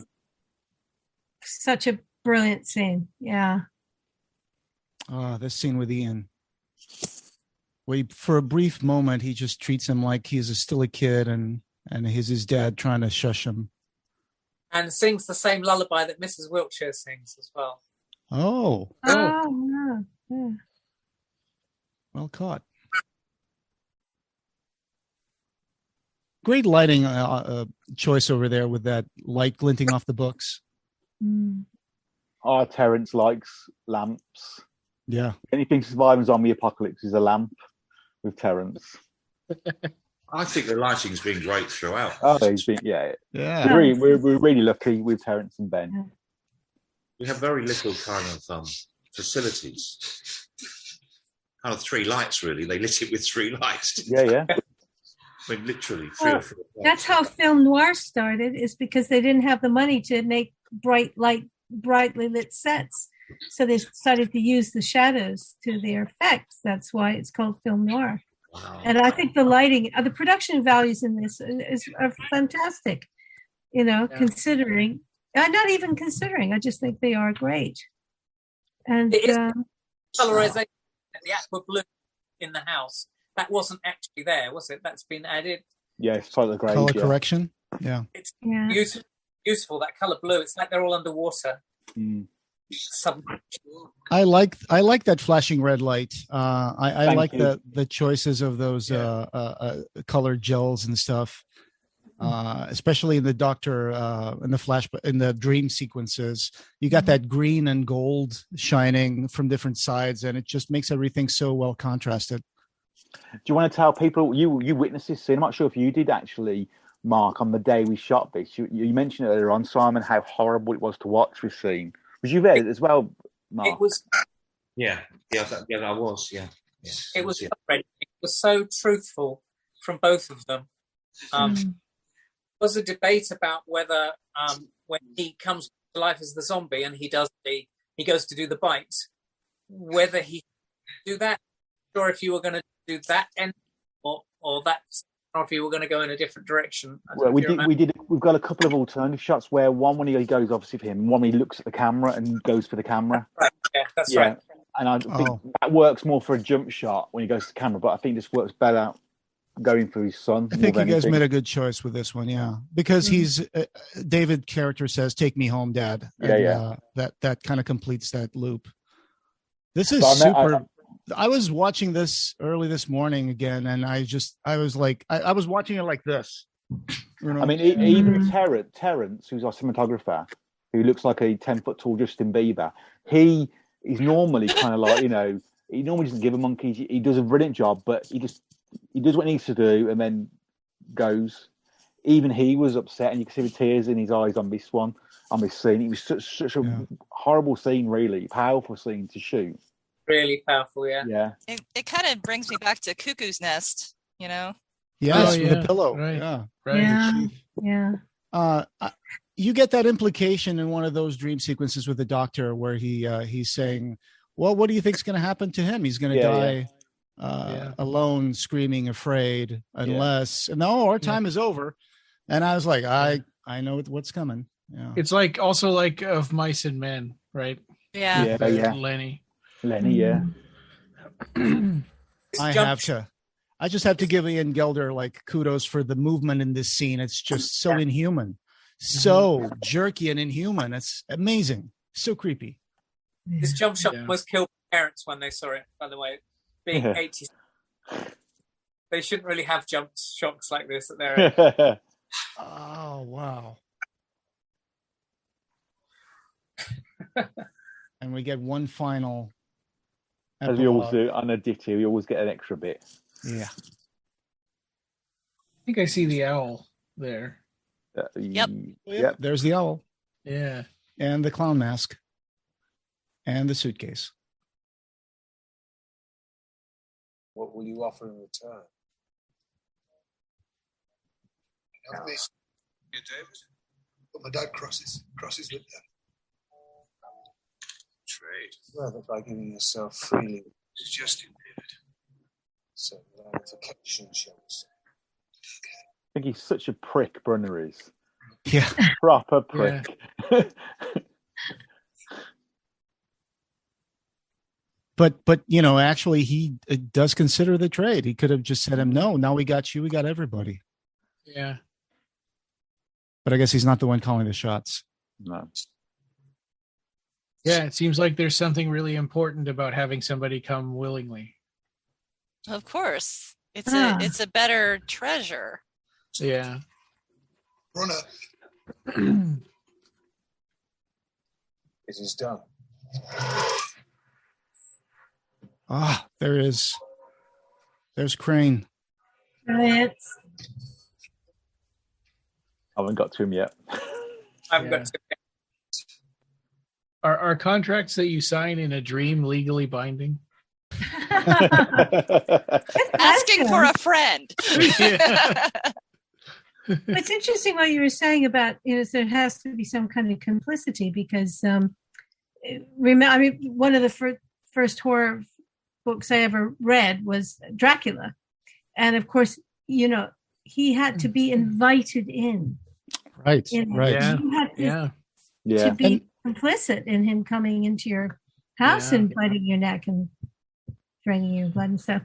So that's that goes even back further than that, because when you get into like the book that like King James wrote, Demonology, I think it's referenced in that. It might be been a different one, but that's what I'm thinking of right now, where when you sell you sell your soul to the devil. He doesn't just come take it, you sell it. So it's one thing. And you get something in between, like the guy in Crossroads. He gets a talent to play blues guitar or whatever it is. He's a famous character's name I can't remember, but you're always supposed to get something. I mean, oh God, I was nearly going to say something that could have been suable, but there's a famous composer of musicals, and I've always thought, did he do that? Because I can never figure out why he was that popular. I'm not going to say who it is. But I think there are certain people in showbiz that could say, well, how did they get there? Yeah. Right. Simon, for one. So guys, what's in store? Can you give us a little peek of what we can expect from the next episode? Simon, Mark? Mrs. Wilson, age 50. Really? Oh. Yeah. Oh, awesome! And we'll see. It's a prequel. Okay, prequel, and we're going to see the return of your character, Mark. Correct? Yeah. Yeah. Frank. We see where Benoit gets his power. And how he becomes who he is. Awesome. Looking forward to that Stained episode. So as how far along is that? That's. No. Basically, obviously, lockdown delayed it massively, but also finances delayed it because we used to, obviously we do documentaries and we fund the ditties through obviously our kind of profits on the docs. So we haven't released anything for 2 years, but we are releasing 2 of our docs this year finally, and we just signed a deal actually to do both of those. So I'm hoping by the end of this year, depending on everybody's schedule, that we'll obviously by October hopefully get Stained done. We normally shoot October time anyway. It's either June or October, so that's the plan. Touch wood. Sure. I think it'll be one of our most complex so far because there's a lot of different locations, whereas all very much been centralized in one location or close to it. This has got a lot of places, so it's going to make it more complex to do. Yeah, a lot more. And Gary, you got a few documentaries on the docket in post-production, right? You got RoboDoc, you got the Story of Police Academy, and if you can expect anything, I mean, I'm really looking forward to Icon, the Robert Englund story, because when you go into deep dives with these actors, you really go all the way. That's the end of the credits. Yeah. So we've got so Pennywise. We've just signed a deal for Pennywise. That should be out in the next couple of months, and on RoboDocs after that, and then we're hoping October the release date for Icon, the Robert Englund doc. It's filmed, it's done. We filmed with Robert back in December, his last interview.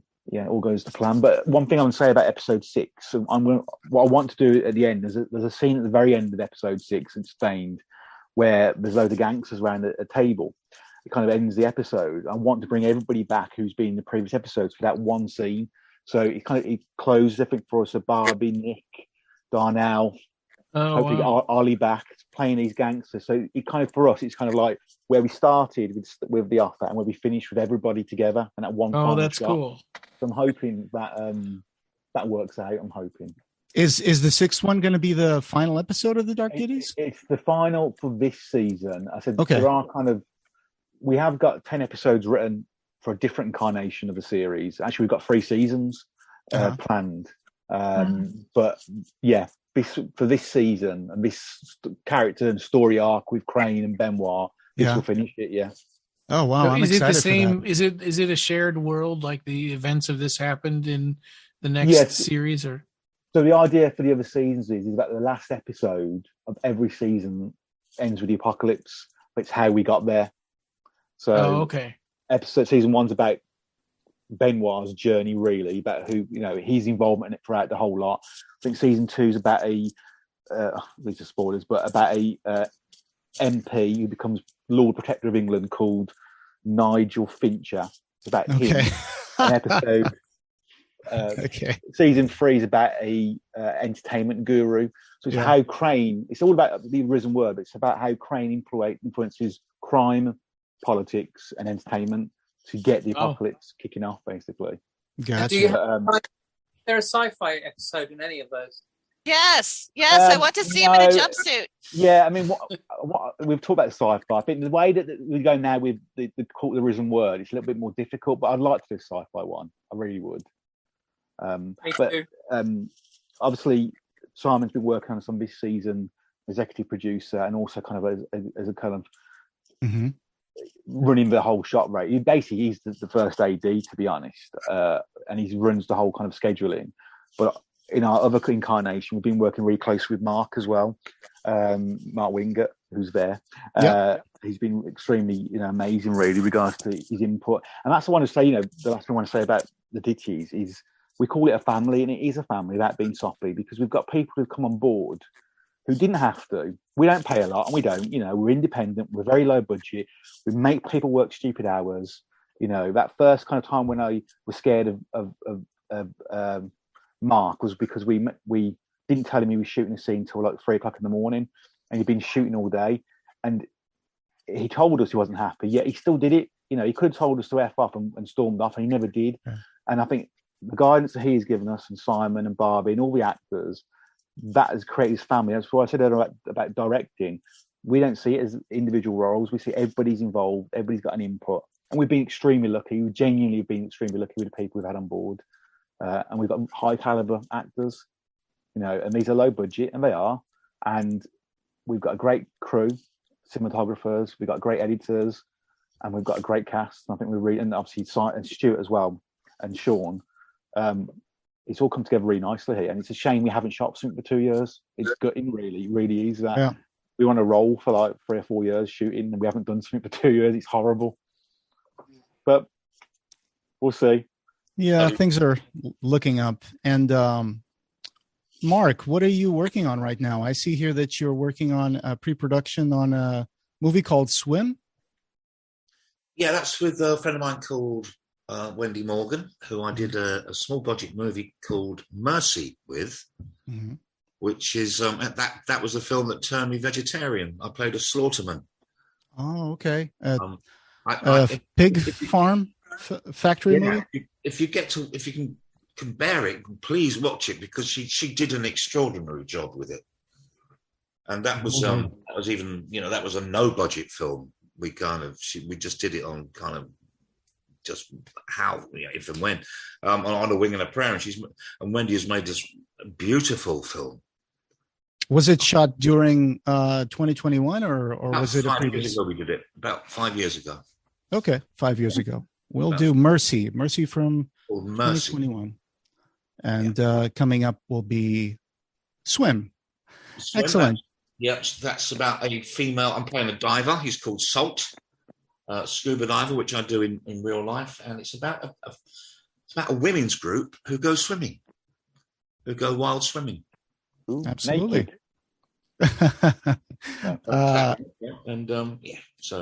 Looking forward to getting more into Wendy Morgan's work. And Barbie, you have a new story out that came out just around the corner from 2021 in the book by Dean Drinkle, right? Yeah.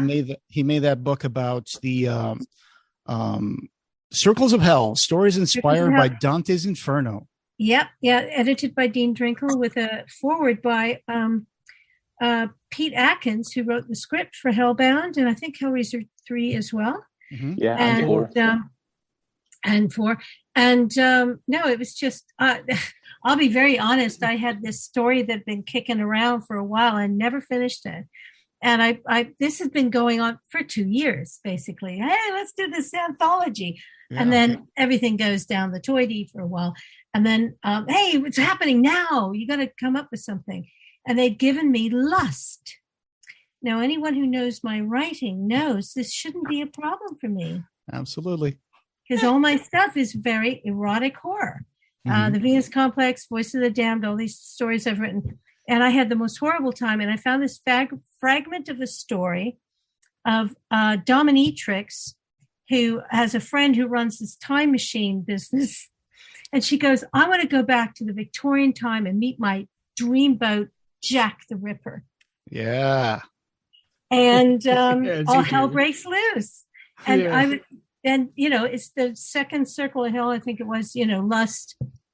And so I studied all that. And so I somehow made this time traveling journey into Victorian London, and she sort of stalks Jack on his murders, his double event. And then they end up in hell. That's a heck of a ride. Yeah. So that book is on Amazon. Ensues. Yeah, that's on all the Amazons. It's a paperback. No Kindle at the moment, but it's available.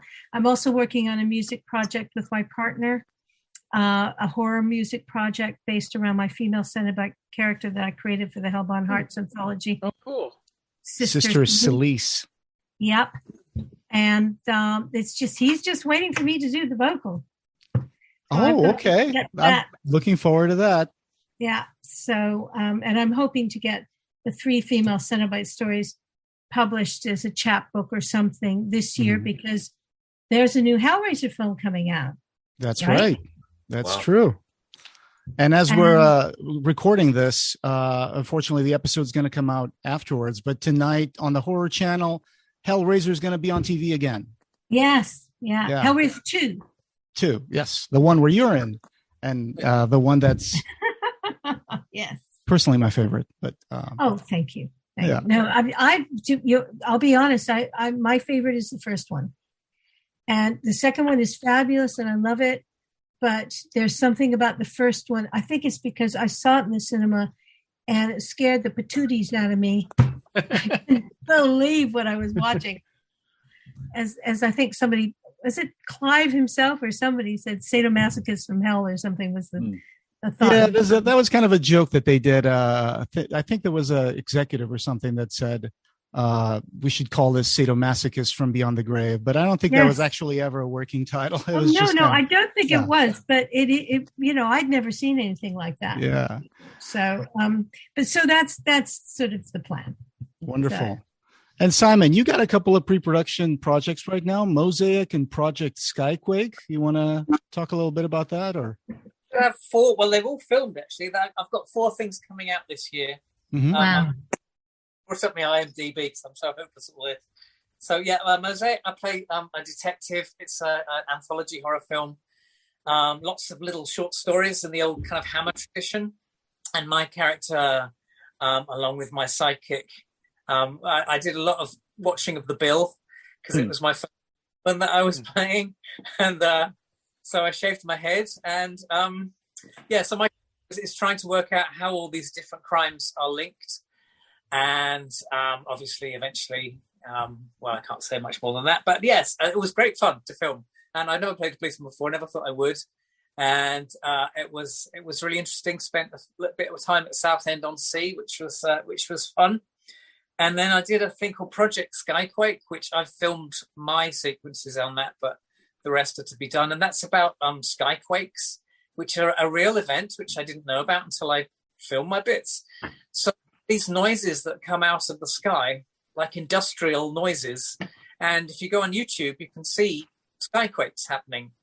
And they've taken the premise and created this kind of mythical world that's happening. And it's sci-fi. I love sci-fi. That's why I keep asking to do sci-fi. I've never done a sci-fi.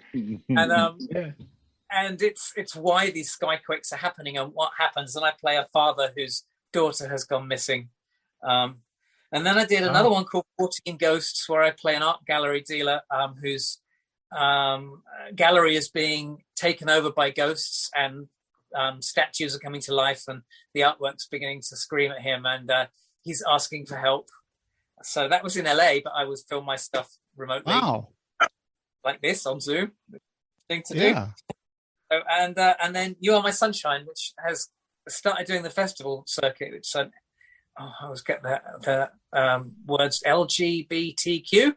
Mm-hmm. I know that I play a father who's very homophobic in the 1970s. Mm-hmm.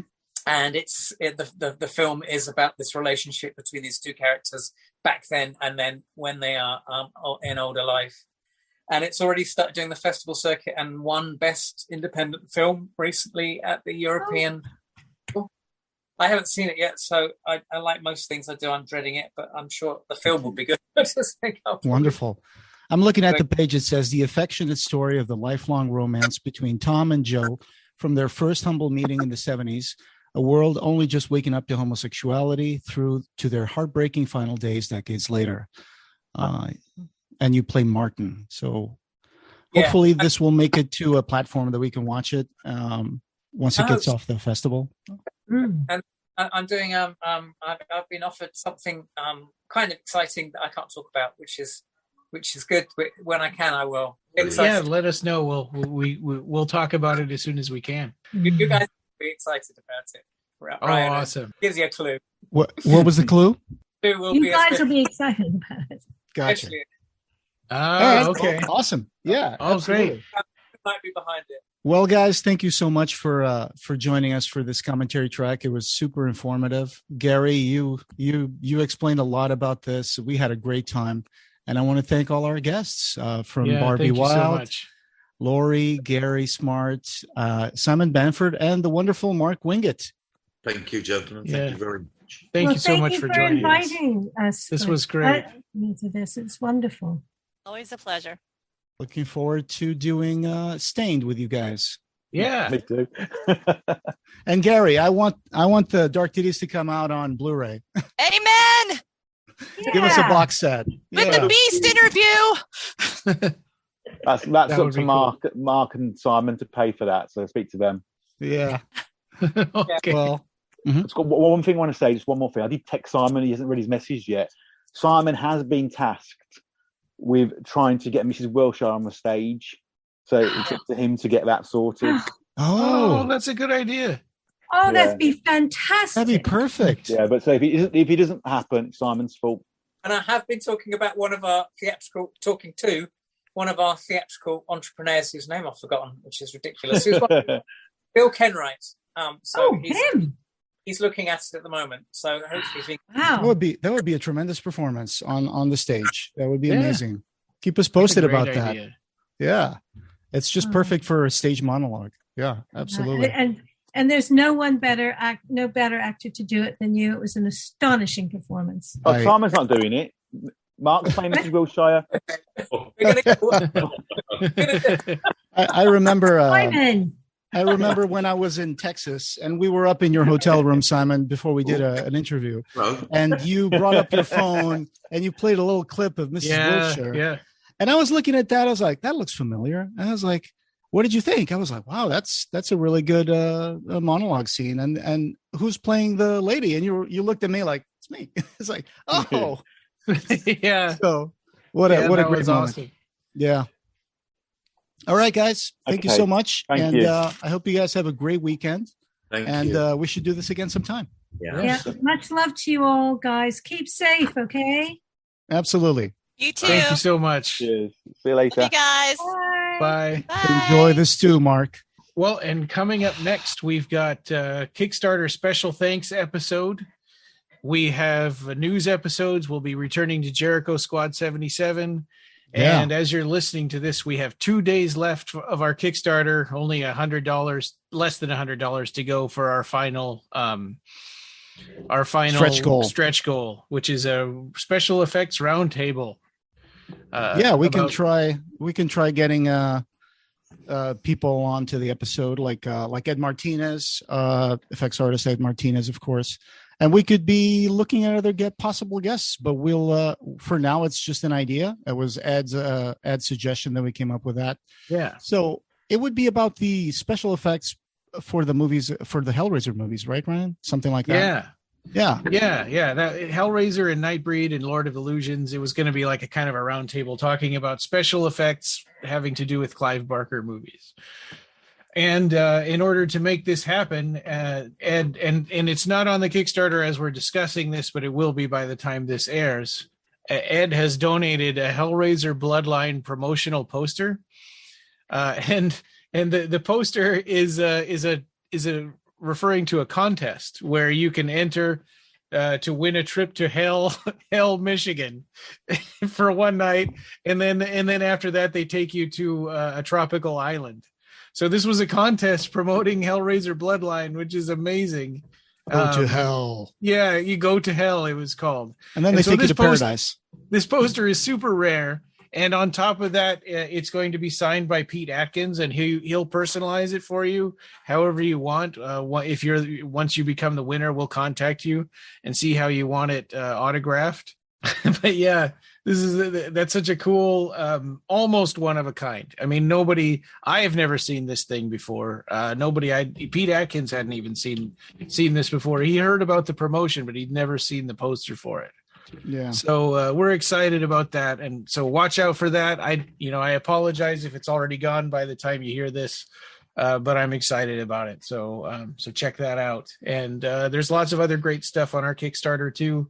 Only a couple of days left. And this podcast, having no beginning, will have no end.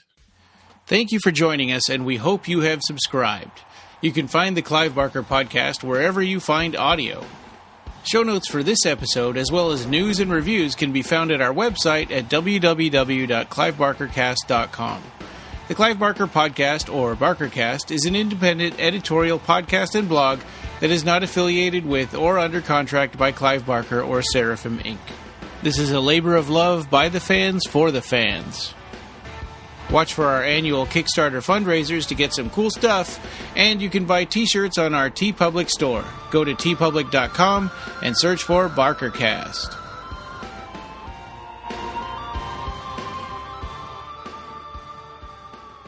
Thanks for listening.